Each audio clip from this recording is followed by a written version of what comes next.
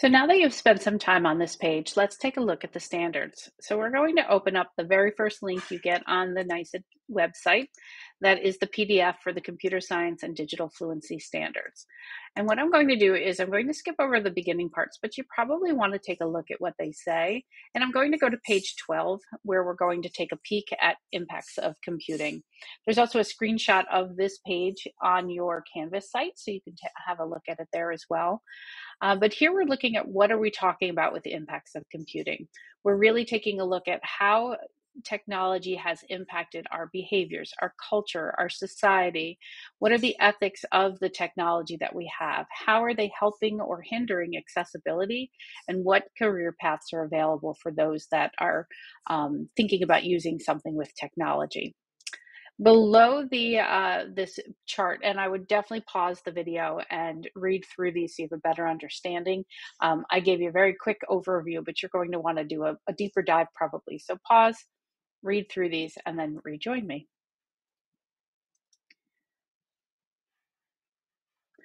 The next thing that I want to bring you to is page 18. We're going to skip over the other concept areas for now. Those are in other courses that you're welcome to take. But just take a look at the first part here where we see the concept area of impacts of computing. We know that our sub-concepts for these area are society, ethics, accessibility, and career paths. There are 7 standards in this area that you can see over on the right. So there are 2 standards for society, 3 standards in ethics, 1 standard for accessibility, and 1 for career paths. So we're going to take a look at these 7 standards and take a look at them on a K-12 feature, looking at how they look from K-12. And I'm going to give you some resources to maybe help you out as you're rolling these standards out to think about in that K-12 realm. But let's take a look at the standards and how you read them. The way the standards are broken up is into 3 parts. The first part is the grade bands. So the grade bands can be K1, 2, 3, 4, 6, 7, 8, and 9, 12. And this will hold true for all of the concept areas. So the first part of your standards identifier will be the grade band. The second part of the concept area, or reading the standards in that grade band standard identifier, is your concept area.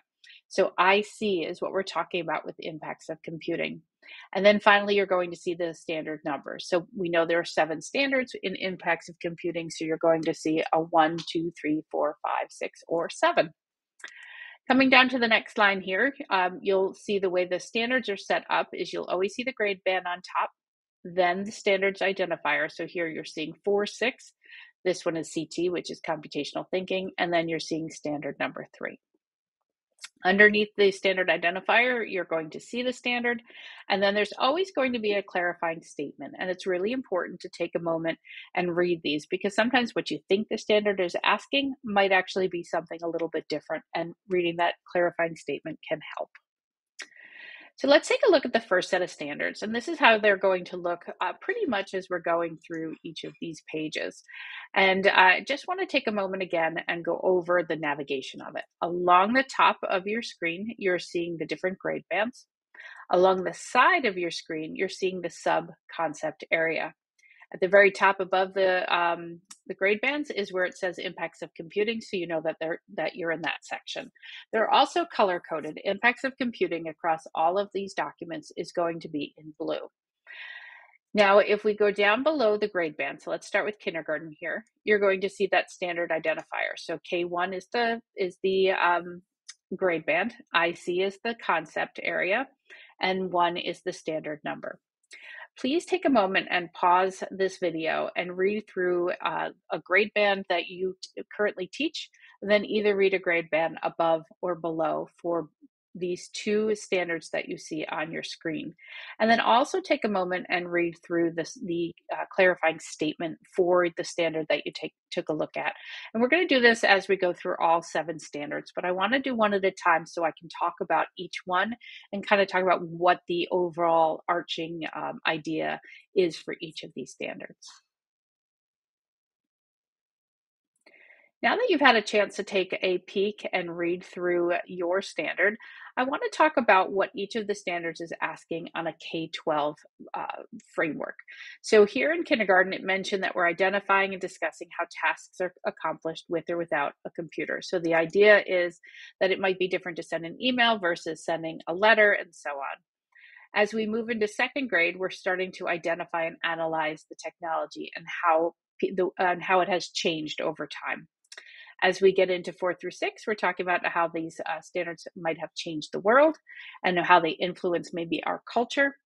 In 7, 8, we're going to start that compare and contrast. So higher order thinking on Bloom's, where we're talking about the trade-offs of using technology and how it has affected us as a society.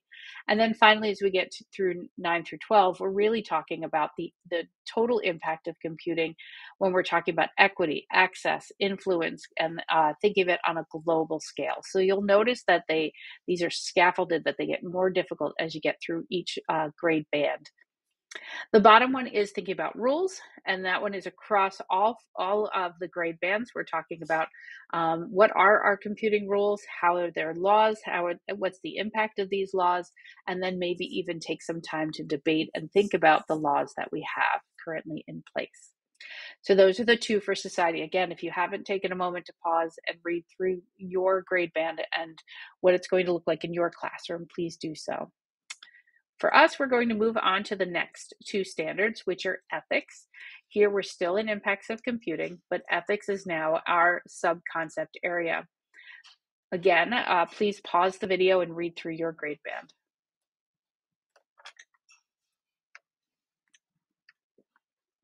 So the first one here is, or the first standard within ethics, this IC3, is talking about identifying what is the technology. So you can have in the younger grades that conversation over maybe they have a Nest doorbell or an Alexa in their home.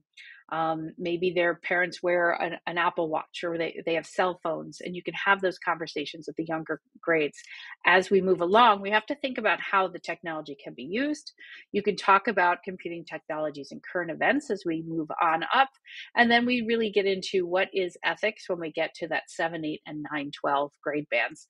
So you're starting to talk about the good behavior, bad behavior at the younger grades, but you may not be using the same vocabulary as you are when you get to the older ones.